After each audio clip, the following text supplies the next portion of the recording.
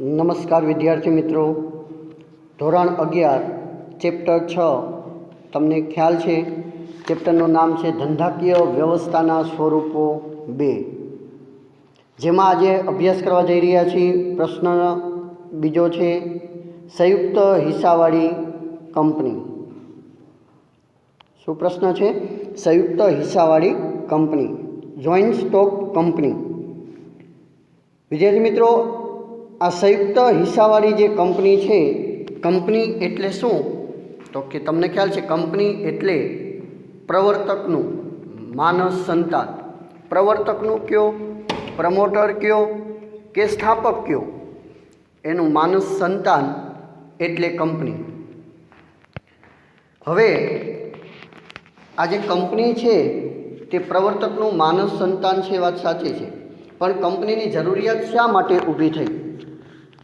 તો વિદ્યાર્થી મિત્રો, તમને ખ્યાલ છે પહેલાં હતી વૈયક્તિક માલિકી, ભાગીદારી પેઢી. પણ આ વૈયક્તિક માલિકી કે ભાગીદારી પેઢી જે છે એની કેટલીક મર્યાદાઓ હતી. શું હતી? કેટલીક મર્યાદાઓ.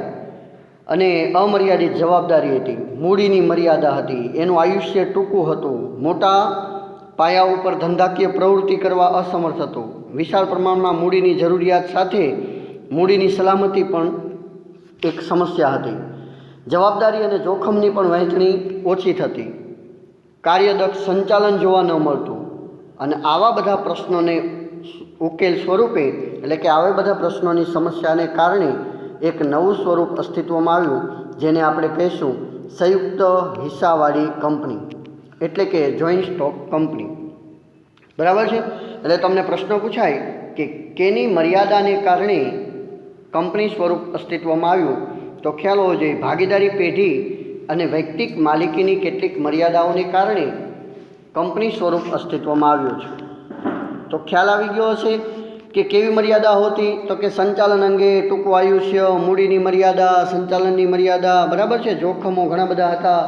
તો એના કારણે કંપની સ્વરૂપ અસ્તિત્વમાં આવ્યું, જેને આપણે ટૂંકમાં કંપની તરીકે ઓળખીએ છીએ. આ કંપની સ્વરૂપના વિકાસથી વેપાર ઉદ્યોગ ઝડપી વેગ મળ્યો છે. આ કંપની સ્વરૂપના વિકાસથી વેપાર ધંધાને શું મળ્યો છે? ઝડપી વેગ મળ્યો છે. એટલા માટે તો આ કંપનીને ખાસ યાદ રાખજો, આર્થિક વિકાસનું એન્જિન તરીકે ઓળખવામાં આવે છે. શું? આર્થિક વિકાસના એન્જિન તરીકે કોને ઓળખવામાં આવે છે? તો કે કંપનીને આર્થિક વિકાસના એન્જિન તરીકે ઓળખવામાં આવે છે. વિકલ્પ કે ટૂંકો પ્રશ્ન પૂછાય, જવાબ આવડતો હોવો જોઈએ. ભારતમાં કંપની ઉપરના નિયમન માટે ઈસવીસન 1956નો કંપની ધારો અમલમાં આવેલો હતો. ક્યારે? ઈસવીસન 1956માં કંપની ધારો અમલમાં આવેલો હતો. અને ત્યારે જ કંપનીને કૃત્રિમ વ્યક્તિત્વ આપવામાં આવેલું હતું. અને હવે 1/4/2014, કઈ તારીખ? 1/4/2014થી એક નવો કંપની ધારો અમલમાં આવેલો છે. 1/4/2014થી જે 2013નો કંપની ધારો અમલમાં આવેલ છે. હવે પ્રશ્ન એ થાય કે કંપની ધારો 2013નો અને અમલમાં ક્યારે આવ્યો? તો કે 1/4/2014માં. ખાસ યાદ રાખજો, 2013નો ધારો એટલે કે 2013માં અમલમાં આવેલો નથી. બરાબર છે? હવે કંપની ધારો 1/4/2014થી અમલમાં આવેલો છે, પણ એ ધારો પસાર ક્યારે થયો હતો? ખરડો પસાર તો કે 2013ની અંદર. અને એટલા માટે એને 2013નો કંપની ધારો કહેવામાં આવે છે, પરંતુ હકીકતમાં એને 1/4/2014થી અમલમાં મૂકવામાં આવેલો છે. તો આની અંદરથી 3-4 પ્રશ્નો બને છે, જે તમને ખબર હોવી જોઈએ. સંયુક્ત હિસ્સાવાળી કંપની, બરાબર છે, વાત સાચી છે, પણ એની જરૂરિયાત શા માટે ગઈ? તો કે ઔદ્યોગિક ક્રાંતિ પછી યંત્રો દ્વારા માંગ અપેક્ષાઓ મોટા પાયા પર ઉત્પાદન થવા લાગ્યું. ઔદ્યોગિક ક્રાંતિ પછી મોટા પાયા પર શું થવા લાગ્યું? ઉત્પાદન. મોટા પાયા પર માંગ થવા લાગી, લોકોનું આકર્ષણ વધ્યું, એટલા માટે નવા સ્વરૂપની જરૂર પડી, જેમાં કંપની સ્વરૂપ અસ્તિત્વમાં આવ્યું. કંપની સ્વરૂપ શેના કારણે, કેની મર્યાદાઓને કારણે અસ્તિત્વમાં આવ્યું? તો વૈયક્તિક માલિકી અને ભાગીદારી પેઢીની મર્યાદાઓને કારણે કંપની સ્વરૂપ અસ્તિત્વમાં આવ્યું. બરાબર? આર્થિક વિકાસના એન્જિન તરીકે કોને ઓળખવામાં આવે છે? તો ખ્યાલ હોવો જોઈએ, આર્થિક વિકાસના એન્જિન તરીકે કંપનીને ઓળખવામાં આવે છે. બરાબર? કયો ધારો પહેલાં અમલમાં હતો? તો કે 1956નો કંપની ધારો અમલમાં હતો. નવો કંપની ધારો કયો અમલમાં આવ્યો? તો કે 2013નો નવો કંપની ધારો અમલમાં આવ્યો. નવો કંપની ધારો ક્યારથી અમલમાં આવ્યો? 1/4/2014થી. બરાબર. હવે એની વ્યાખ્યા આપણે સમજશું. કંપનીનો અર્થ અને વ્યાખ્યા. આપ તો આમ જાણો જ છો, કંપની એટલે પ્રવર્તક, પ્રવર્તકનું માનસ સંતાન. કંપની એટલે પ્રવર્તકનું માનસ સંતાન. પ્રવર્તક એટલે સ્થાપક, પ્રમોટર. બરાબર. જેને કંપનીનો વિચાર આવ્યો હોય તેનું માનસ સંતાન એટલે કંપની. કંપની એ સમાન હેતુઓ માટે કાયદાથી અસ્તિત્વમાં આવતી એક કૃત્રિમ વ્યક્તિ છે. માત્ર કૃત્રિમ વ્યક્તિ ના, કાયદાની દ્રષ્ટિએ કંપની એ કૃત્રિમ વ્યક્તિ છે, અથવા અદૃશ્ય વ્યક્તિ પણ છે, અથવા અમૂર્ત વ્યક્તિ કહી શકો તમે. બરાબર છે. કંપનીને કેવું વ્યક્તિ કહી શકો? કૃત્રિમ, અદૃશ્ય કે અમૂર્ત વ્યક્તિ તમે કહી શકો છો. એટલે ખાસ યાદ રાખજો.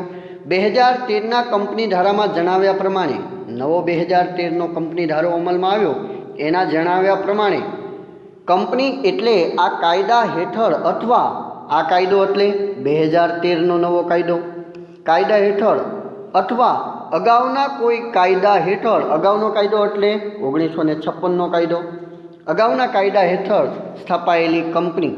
બરાબર છે. યાદ રાખજો, કંપની ધારા પ્રમાણે શું? આ કાયદા અનુસાર અથવા તો અગાઉના કંપની ધારાના કાયદા અનુસાર સ્થપાયેલ કંપની. બરાબર છે. એને કંપની તરીકે ઓળખીએ છીએ. અથવા કંપની એટલે પ્રવર્તકનું કે માનસ સંતાન. બરાબર. ખાસ યાદ રાખજો. એટલે કે કંપની એ કાયદાનું શું કરે છે? તો કે સર્જન કરે છે. હવે તમને ખ્યાલ આવી ગયો છે, કંપની કૃત્રિમ વ્યક્તિત્વ ધરાવે છે, કંપની કાયદા દ્વારા અસ્તિત્વમાં આવે છે, વ્યક્તિ અને ભાગીદારી પેઢીની મર્યાદાઓને કારણે કંપની સ્વરૂપ અસ્તિત્વમાં આવેલું છે.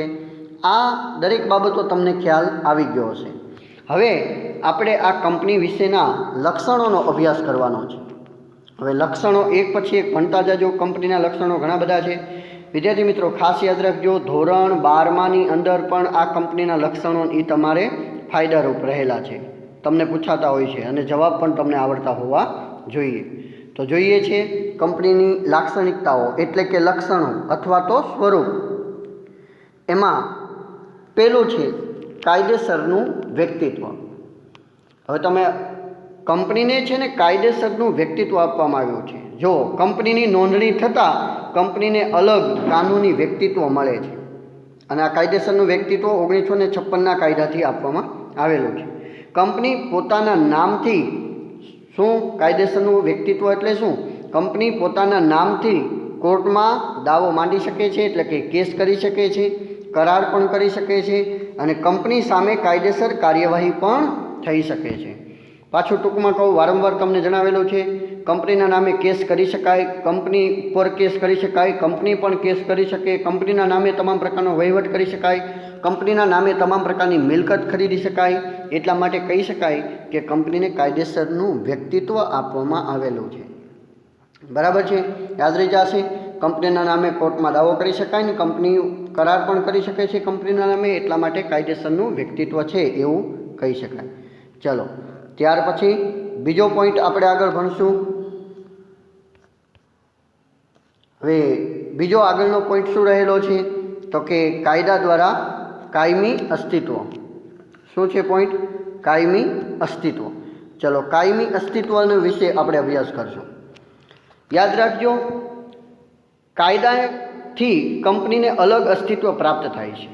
એટલે કે કંપની તેના સભ્યોથી અલગ અસ્તિત્વ ધરાવતી હોવાથી સભ્યોનું મૃત્યુ થાય, સભ્ય નાદાર થાય કે સભ્યને કોઈ બીજા કારણસર છૂટો થાય, પણ આવા પ્રસંગોથી કંપનીના અસ્તિત્વ ઉપર કોઈ પ્રકારની અસર થતી નથી. એટલે કે કંપનીનો સભ્યો મૃત્યુ પામે તો પણ કંપની ટકી રહે છે. એટલે કે ફડચાની પ્રક્રિયાથી જ કંપનીનો અંત લાવી શકાય. કંપનીનો અંત કેમ લાવી શકાય? ફડચાની પ્રક્રિયાથી. ફડચાલમાં લઈ જવી એટલે કંપની જ્યારે ખોટ કરતી હોય, કંપની ઉપર દેવું થઈ જાય, એટલે કંપનીને અંત લાવવા માટે એક આખી પ્રક્રિયા છે. કંપનીને અંત લાવવા માટેની જે પ્રક્રિયા છે જેને આપણે કહી શકાય ફડચા અંગેની પ્રક્રિયા. તો આ કાયમી જે અસ્તિત્વ છે, એટલે કે કોઈ સભ્ય મૃત્યુ પામે તો કંપની મૃત્યુ પામતી નથી. કંપની લાંબા સમય સુધી ટકી રહેતી કાયમી અસ્તિત્વ ધરાવે છે. બરાબર. એટલા માટે તો કંપનીનું આયુષ્ય કેવું હોય છે? લાંબુ હોય છે. આગળનો પોઈન્ટ આપણે ભણશું. આગળનો પોઈન્ટ રહેલો છે મૂડીના નાના હિસ્સામાં વિભાજન.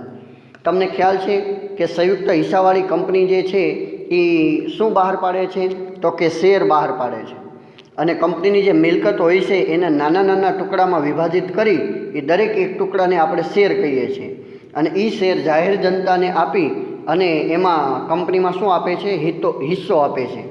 જે શેર ખરીદે એ કંપનીનો શું ગણાય છે? જેટલા શેર ખરીદ્યા હોય એના પ્રમાણમાં એ માલિક ગણાય છે.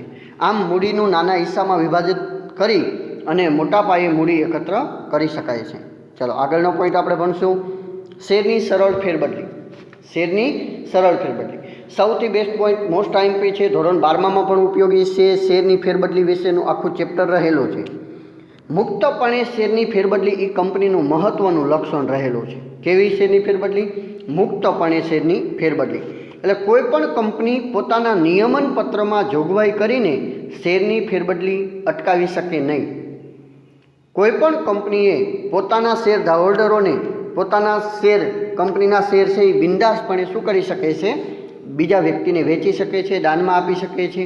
એટલા માટે મુક્તપણે શેરની ફેરબદલી એ કંપનીનું મહત્ત્વનું લક્ષણ રહેલું છે. અને આ શેરની ફેરબદલીના કારણે તો શેર બજારનો શું થયો છે? તો કે વિકાસ થયો છે. બિંદાસપણે મુક્તપણે શેર ધારક, શેર હોલ્ડર પોતાના શેર અન્ય વ્યક્તિને વેચી શકે છે. કંપની એમાં રોકટોક કરી શકતી નથી. ચાલો પાંચમો પોઈન્ટ આપણે સમજશું. અને પાંચમો પોઈન્ટ રહેલો છે સામાન્ય મહોર. કંપનીના કરારો કરવાના હોય, શેર પ્રમાણપત્ર તૈયાર કરવાના હોય, દસ્તાવેજો તૈયાર કરવાના હોય કે રોજબરોજના વ્યવહારમાં કંપનીની સંમતિ દર્શાવવા માટે એક સામાન્ય કંપનીની જે મહોર હોય છે એ કંપનીની મહોર લગાવવામાં આવતી હોય છે. બરાબર છે? કંપનીની શું લગાવવામાં આવે છે? મહોર લગાવવામાં આવતી હોય છે. ચલો આમ સામાન્ય મહોરનો ઉપયોગ થતો હોય છે. કંપનીનું એક લક્ષણ છે. આગળનો પોઈન્ટ રહેલો છે સંચાલક. વિદ્યાર્થી મિત્રો, કંપની તો કાયદા દ્વારા અસ્તિત્વમાં આવે છે. કંપની તો એક કૃત્રિમ વ્યક્તિત્વ હોવાથી કંપનીની અંદર પોતાનામાં જીવ હોતો નથી. એટલે કંપની પોતે પોતાનું સંચાલન કરી શકે નહીં. બરાબર છે? કંપની તો કાયદા દ્વારા અસ્તિત્વમાં આવે છે એટલે કંપની પોતે પોતાનું સંચાલન ન કરી શકે. એટલે કંપનીના આવેદનપત્ર એટલે કે મેમોરેન્ડમ ઓફ એસોસિએશન અને કંપનીનો નિયમન પત્ર એટલે કે આર્ટિકલ ઓફ એસોસિએશનને આધીન રહી સંચાલક મંડળ દ્વારા, કેના દ્વારા? સંચાલક મંડળ એટલે કે બોર્ડ ઓફ ડિરેક્ટર્સ દ્વારા કંપનીનું શું કરવામાં આવે છે? તો કે સંચાલન કરવામાં આવતું હોય છે. આ સંચાલક મંડળ સંયુક્ત રીતે કંપનીની અંદર સંચાલન કરે છે, વ્યક્તિગત રીતે નહીં. કોઈ એક સંચાલક કંપનીનું સંચાલન કરી શકે નહીં. આ સંચાલક મંડળ કેવી રીતે ચૂંટાય? તો યાદ રાખજો, જે શેર હોલ્ડરો છે એ શેર હોલ્ડરોના પોતાનામાંથી જ પ્રતિનિધિ તરીકે ચૂંટે છે. એટલે કે કંપનીના જેને શેર ખરીદ્યા હોય એ શેર હોલ્ડરોમાંથી જ પ્રતિનિધિ તરીકે અહીંયા સંચાલકોને પ્રતિનિધિ તરીકે ચૂંટે છે. જેને આપણે આવા પ્રતિનિધિ તરીકે ચૂંટે, જેને આપણે સંચાલક એટલે કે ડિરેક્ટર તરીકે ઓળખીએ છીએ. બસ આ સંચાલકો સામૂહિક રીતે કામ કરે છે એટલા માટે એને આપણે સંચાલક મંડળ તરીકે ઓળખીએ છીએ. કંપનીનું સંચાલન સંભાળે છે. આમ કંપનીમાં માલિકી અને સંચાલન બંને કેવા છે? તો કે અલગ છે. માલિકી કોણ હોય છે? તો કે શેર હોલ્ડર એના માલિક હોય છે. અને સંચાલન કોણ કરે છે? તો કે શેર હોલ્ડરો દ્વારા ચૂંટાયેલા પ્રતિનિધિઓ છે એ કંપનીનું સંચાલન કરે છે. બરાબર છે? તો આમ સંચાલન કોણ કરે? કંપનીનું સંચાલક મંડળ, બોર્ડ ઓફ ડિરેક્ટર, સંયુક્ત રીતે. બરાબર છે? ચલો આગળનો પોઈન્ટ આપણે સમજશું. અને આગળનો પોઈન્ટ રહેલો છે સભ્યોનો દરજ્જો. યાદ રાખજો, કંપનીના સંચાલન અને માલિકી અલગ હોવા ઉપરાંત કંપનીને અલગ કાનૂની કૃત્રિમ વ્યક્તિત્વ મળતું હોવાથી કોઈ સભ્ય કંપની વતી કરાર કરી શકે નહીં. કંપનીને જ અલગ શું આપવામાં આવ્યું છે? કૃત્રિમ વ્યક્તિત્વ આપવામાં આવેલું છે. એટલે કોઈ સભ્ય કંપની વતી કરાર કરી શકે નહીં. યાદ રાખજો, કંપની વતી કોઈ સભ્ય કરાર કરી શકે? કંપની વતી કોઈ સભ્ય કરાર કરી શકતો નથી. પરંતુ સભ્યના કોઈ કૃત્યથી કંપની બંધનકર્તા બની શકે નહીં. શું છે? સભ્યના કોઈ કૃત્યો, સભ્યએ કંઈ ભૂલ કરી હોય, કૃત્ય કર્યું હોય, ગુનો કર્યો હોય, એમાં કંપની બંધનકર્તા બની શકે નહીં. કંપની ભોગવે નહીં. એ જે તે સભ્યએ ભોગવવાનું હોય છે. પરંતુ હા, સભ્ય કંપની સાથે કરાર કરી શકે છે. જે સભ્ય હોય છે એ સભ્ય કંપની સાથે કરાર કરી શકે. બરાબર છે? કંપની વતી કરાર ન કરી શકે, આટલો ફરક છે. કંપની સાથે કરાર કરી શકે, કંપની વતી કરાર ન કરી શકે. બરાબર. આમ છે સભ્યોનો દરજ્જો. પછી આગળ વધવામાં આવે તો આગળનો પોઈન્ટ આપણે સમજશું. 8મો પોઈન્ટ, સભ્ય સંખ્યા. યાદ રાખજો, ખાનગી કંપનીમાં ઓછામાં ઓછા 2 સભ્ય સંખ્યા. ખાનગી કંપનીમાં ઓછામાં ઓછા કેટલા સભ્ય રાખવા પડે કંપની માટે? 2. અને વધુમાં વધુ અંગે સભ્ય સંખ્યામાં 200 સભ્ય સંખ્યા હોય છે. આમ તો 100થી વધુ સભ્ય સંખ્યા વધતી નથી હોતી, પણ વધુમાં વધુ સભ્ય સંખ્યા કેટલી હોય છે? 200 હોય છે. જાહેર કંપનીમાં ઓછામાં ઓછા 7 સભ્યો. જાહેર કંપનીમાં કેટલા? ઓછામાં ઓછા 7 સભ્યો હોય છે, પરંતુ વધુમાં વધુ સભ્ય સંખ્યા અંગે કોઈ નિયંત્રણ નથી. એટલે જાહેર કંપનીમાં વધુમાં વધુ સભ્ય સંખ્યા ગમે તેટલી રાખી શકાય છે, એમાં કોઈ નિયંત્રણ નથી. ચલો, ખાનગી કંપનીમાં ઓછામાં ઓછા 2, જાહેર કંપનીમાં ઓછામાં ઓછા 7, ખાનગી કંપનીમાં વધુમાં વધુ 200, જાહેર કંપનીમાં વધુમાં વધુ તો કે કોઈ નિયંત્રણ નથી. તો આ પોઈન્ટ હતો સભ્ય સંખ્યા. ત્યારબાદ આગળનો પોઈન્ટની આપણે વાત કરવામાં આવે તો આગળનો પોઈન્ટ રહેલો છે મૂળભૂત અધિકાર. શું પોઈન્ટ રહેલો છે? આગળનો પોઈન્ટ રહેલો છે સભ્યોની જવાબદારી. સભ્યોની જવાબદારી. હવે સભ્યોની જવાબદારી યાદ રાખવાનું છે. જે સભ્યો હોય છે એ સભ્યોની જવાબદારી મર્યાદિત કે અમર્યાદિત હોઈ શકે છે. સભ્યોની જવાબદારી કેવી હોઈ શકે છે? મર્યાદિત કે અમર્યાદિત જવાબદારી હોઈ શકે છે.